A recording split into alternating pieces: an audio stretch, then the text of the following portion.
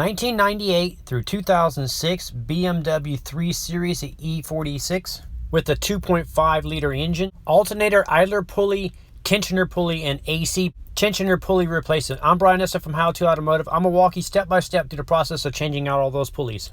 Before we get started, I wanted to share with you the part numbers. Some of the parts are recommended and were not used in this video due to the customer's financial situation. The parts and the tools will be linked up in the description of the video. The first thing we need to do is get this air snorkel off here and the air box here. So we're going to start by taking the air snorkel out. You're going to remove these clips. There's going to be 3 of these.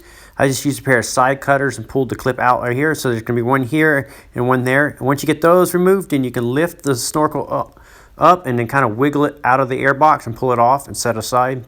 Now we're going to loosen up the hose clamp here at the mass airflow sensor, and then after we get the hose clamp loosened up, we're going to unplug the mass airflow sensor. After you loosen up the clamp and unplug the mass airflow sensor, then you're going to release the clips on the sides of the air cleaner here, and then we're going to pull the top of the air cleaner off. So you're going to pull it off and then set it aside. Now there's going to be 2 10mm bolts. We need to remove those 10mm bolts. And then right here, there's a wiring harness that's supposed to be mounted onto the side of the box that was laying off on this one. So you're just going to pull that up and set it aside. To make quick work of that, I'm going to use the new Milwaukee 2nd generation 1/4-inch drive impact driver here. I've been trying it out for the last couple of weeks, and it's quickly becoming my favorite tool in my toolbox. So once you get the bolts removed, now you can lift the box up and kind of rotate it towards you and out. You're going to arc it at an angle and then pull it out like this. Now looking from the side towards the alternator, if you look at the idler pulley here, you can see the pulley is actually missing here. It actually broke off and the belt is loose. And that's the reason why we're doing this. To get access to everything, we're going to take the fan and fan shroud out. The first thing we're going to do is take the clip out right here next to the radiator cap. Now on the opposite side, we're going to remove this module by pulling towards the fender and then up, and then push in towards the fan and then pull up, and then the module will pop off. So now you can just tuck this off to the side. Then we need to remove one torque screw right here. It's a T30. I'm just going to use my cordless ratchet and a T30 torque socket here and go ahead and remove this bolt. Once you get the bolt removed, the next step is to detach the electrical connector for the condenser fan here. So you kind of work it out of the wiring out of the little bracket and then pull the whole connector up. And then once you get it pulled up and out, you can just push it over to the side. Now I'm going to walk you through the steps of removing the mechanical cooling fan here and the fan shroud here. To do this, what you're going to need is a special tool, some spanner wrench and a 32mm thin wrench. These are specially designed to reach down in there and get these. So we're going to hook the spanner wrench on the bolts of the water pump, and that'll hold the pump from rotating while we put the wrench on there and loosen up the fan. So I got the spanner wrench hooked onto the water pump. Now I'm going to put the wrench onto the fan clutch pulley here. So the threads on the fan clutch are reverse threads. So I'm going to pull the wrench clockwise, kind of like I'm tightening it up, and then I'm going to use the spanner wrench and pull it counterclockwise, and that'll loosen up the fan clutch. And once you get it loosened, then you can just spin it off by hand.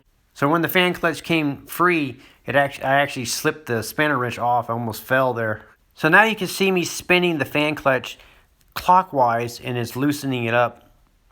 So you want to spin that fan clutch all the way off, but you want to be careful that it doesn't fall into the radiator. Once you get it spun all the way off, then you're going to grab the blades of the fan clutch and then the fan shroud itself and lift straight up, and you're going to lift them both out of the car at the same time. So you can see on this car that the idler pulley came apart, and it's actually laying down right here. The bearings blew apart on it. So we're going to go ahead and take the belt off and take everything off. I wanted to show you how that spanner wrench looked when it's around the bolts on the water pump there, and then you use the wrench on the fan clutch. To go back on, you just flip it back over and install it the opposite way, and it'll hold it while you tighten the fan clutch.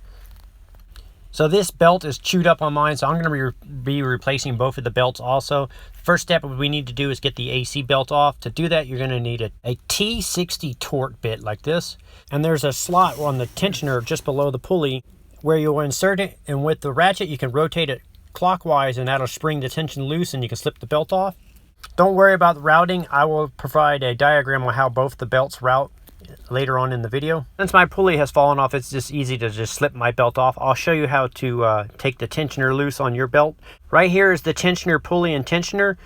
There's supposed to be a plastic cap over the top here that you have to pop off. Then you'll insert an 8mm Allen socket here inside the pulley here. And some models have a 17mm socket that's underneath the pulley. It's a slightly different design, so I just put the 8mm in the tensioner pulley here, and I rotated my ratchet clockwise, and that springs the tension free off it, and then you can slip the belt off. Now I'm going to just spin by hand all the pulleys and double check that the rest of the pulleys are in good shape. If any of them have scratchy sounds or play in them, I recommend that you replace them. That's how I actually found out that it is in need of the replacement of the AC pulley here and the belt tensioner pulley. When I was checking it, I found that the bearings sounded scratchy, had a little bit of play, so I recommended all of them. So I was originally just going to take out this idler pulley here, which I'm removing here with a 16mm socket here, and just remove the bolt. This pulley and bolt goes right to the top ear of the alternator, so you're going to go ahead and remove the bolt.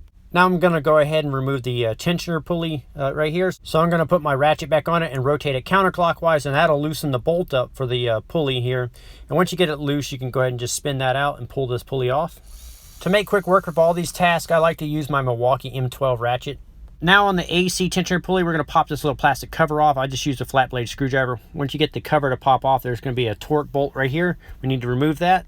So you're going to need a T50 Torx bit, and rotate it counterclockwise and remove the bolt and pulley. Once again, if you have power tools, there's plenty of room to get them down in here and make quick work of that. I highly recommend using them. I'll be sure to link up all the tools that I'm using in the description also, along with the parts. Now we're going to start going back together. I got the new idler pulley for the alternator here, and I got the bolt run through it. If you notice, there's a notch on the pulley, so when you go to put it back in, there's a notch on the alternator here that it needs to line up with. So we're going to slide that through and line that notch up with the notch on the alternator. And then once it's lined up, then you can go ahead and run that bolt in and snug it up. I wanted to share with you a safety tip before putting these bolts back in, is put a little bit of blue thread locker on the threads. This will prevent these bolts from vibrating loose and coming back off. Now we're ready to install the tensioner pulley here. And if you look, it has a washer on the back of it when you took it off. So you want to make sure that washer is on the back of the idler pulley. Now you can go ahead and reinstall it on the tensioner and tighten the bolt up. You'll feel the tensioner compress. That's normal. Just keep tightening until it stops compressing, and then a little snug, about a quarter turn more. The hydraulic tensioner on this is the part that I was recommending be replaced, but the customer could not afford it on this. All you have to do is take the tensioner the rest of the way off. It's just a couple more bolts to take it off, and you can swap out the tensioner on the back. So now that you got that installed, if yours had a cap, go ahead and put the cap back on it. Mine was missing. So I was unable to get just the AC idler pulley, just the pulley itself, when it came with the whole tensioner itself. So I'll just walk you through the steps of taking the rest of the tensioner out. So what we're going to do is just right in the center of the tensioner is one bolt. We're going to remove that one bolt. So the bolt holding the tensioner on is a 16mm. You want to pay attention how the tensioner is orientated in here. It goes back in a certain way. So go ahead and remove that 16mm bolt, and then you can pull the tensioner out. So I'm going to go ahead and put a thread locker on these bolts, and if you look on the tensioner, you can see where that T50 Torx socket went to spring the tensioner loose. So when you get your tensioner, it's going to be already sprung over, and it has this little pin here that's holding it in place. So what we're going to do is bolt this up, and then we're going to remove that pin, and that's going to release the tension on it, or put the tension back onto the belt. So you're going to line it up the exact same way you took it off, start the bolt. There's a little hash mark on there. You can kind of feel it. You rotate it left and right slightly until it kind of lines up and drops into place. And once you get it to fully seat in there right, you can go ahead and tighten this bolt up. I did try looking up the specs, but my information supplier did not have a spec for these pulleys, so that's why we're just tightening them up by hand with the Loctite on there. So now we're going to install new belts. I will link these belts up in the description also. I also printed out a diagram on how the belt to route it. This diagram is courtesy of AllData. So we're going to route the alternator belt on first according to the diagram. So I routed the belts according to the diagram, and the last one I slipped it over the water pump last. So I sprung the tensioner over and then slipped the belt on. It may actually be easier to put the belt on the alternator or the water pump first and then slip it under the idler pulley. So the AC tensioner was already preloaded, so I went ahead and just slipped the belt on. Then I put my Torx bit in here and rotated over just a little bit and pulled the pin out. And then you can release the tension on the, or actually allow the tension to spring onto the belt and tighten the belt up. Now we're going to install the fan and fan shroud back in. If you look at the bottom of the fan shroud, they have these little ports on here. They have to stab into the ports down here at the bottom of the radiator. So there's 3 little tabs with it. So when you do this, it has to be super snug against the radiator to line up with it. So I'm going to lower the fan shroud and fan blade down at the same time. So I kind of hold them like this, and then I slide them down into position. And you just want to make sure that that fan shroud is snug against the radiator so it'll stab into the bottom of those ports that I showed you. It took a little wiggling to get the fan to seat properly, or the fan shroud to seat properly in there. Once you get it seated in there, then you're going to line up the fan on the water pump, and you're going to spin it on counterclockwise. You got to remember it's reverse thread, so we're going to spin them counterclockwise to get the fan to thread onto the water pump. It can be a little challenging to get the fan clutch to thread onto the water pump. You just want to take your time. Once you get the fan spun all the way on, then you can switch over to your spanner wrench and your wrench. So you'll hook the spanner wrench the opposite way of the way you took it off. So you'll flip it over, and now you're going to use the wrench here, and you're going to go counterclockwise to tighten that fan up. It doesn't need to be super tight, just snug. Now that the fan is installed, we can go ahead and install the clip here right next to the radiator cap and re-secure that there. Once you get that clip secured, then on the opposite side, we're going to put the bolt back in. It had this little plastic piece here that was on it, so you're going to line that up too and then tighten that bolt up. And then after that, we can take the wiring harness and put it back into the hook it back into the fan shroud here. So just pull it up and over, and then route the wire below, route it through the little plastic holders here to make sure it's all secure. After that, we're going to take the little module and flip the module back into place.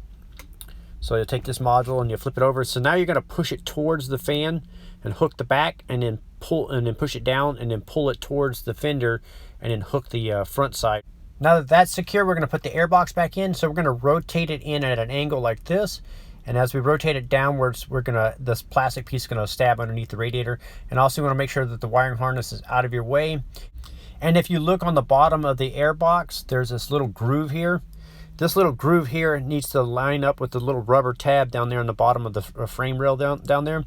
So you'll rotate it down until that groove lines up with that tab. Once it lines up down there, then you can go ahead and start the 2 bolts on the side. Then you can plug the wiring harness here that's down back here in the back. You want to plug that onto the little hook right here on the back of the airbox. Once that's plugged in, then you can go ahead and take your air filter, put that in, and put the top lid back on, and tighten up the clamp, plug in the mass airflow sensor, and make sure all the clamps for the lid of the airbox is all secure. Now we can reinstall the air snorkel. It just stabs into the airbox. So you just line it up, push it in until it locks into place, and then you're going to start the 3 clips holding the air snorkel into place. I will link up all the parts and tools that I use in this video in the description. That way, if you need to pick up any of those, you can find those there. I'm Brian Nissen from How to Automotive. I'd like to thank you guys for watching my videos, encourage you to subscribe, invite you to head over to the howtoautomotive.com website for more valuable videos like this. I also wanted to share with you that I have a tool store, and I will leave a link for it in the description. It has all the top tools that I use on a day-to-day basis to fix cars every day. Thank you so much for watching.